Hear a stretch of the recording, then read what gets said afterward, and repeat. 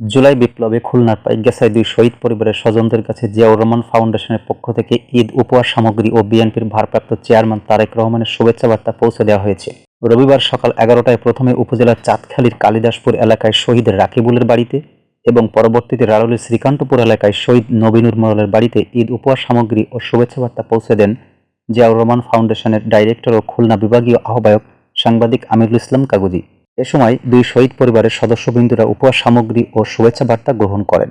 আরও উপস্থিত ছিলেন জিয়াউর রহমান ফাউন্ডেশনের খুলনা বিভাগের সদস্য সচিব ডক্টর এস.এম. ফেরদাউস, কেন্দ্রীয় বিএনপি তথ্য গবেষণা সম্পাদক কৃষিবিদ শামীমুর রহমান, জেলা বিএনপির আহ্বায়ক মনিরুজ্জামান মন্টু, উপজেলা বিএনপির আহ্বায়ক ডাক্তার আব্দুল মজিদ, সদস্য সচিব এস.এম. ইমদাদুল হক, পৌর বিএনপির আহ্বায়ক আসলাম পারভেজ, উপজেলা বিএনপির যুগ্ম আহ্বায়ক সাজ্জাদ আহমেদ মানিক, উপজেলা বিএনপির সদস্য ইমাদুল ইসলাম, তুষারকান্তি বিশ্বাস, পৌর বিএনপির যুগ্ম আহ্বায়ক সেলিম রেজা লাকি, কামাল আহমেদ সেলিম নেওয়াজ, উপজেলা যুবদলের সদস্য সচিব ইমরান হোসেনের যুগ্ম আহ্বায়ক সাংবাদিক আমিনুল ইসলাম বজলু সহ উপজেলা পৌরসভা ইউনিয়ন পর্যায়ের দলীয় নেতৃবৃন্দ।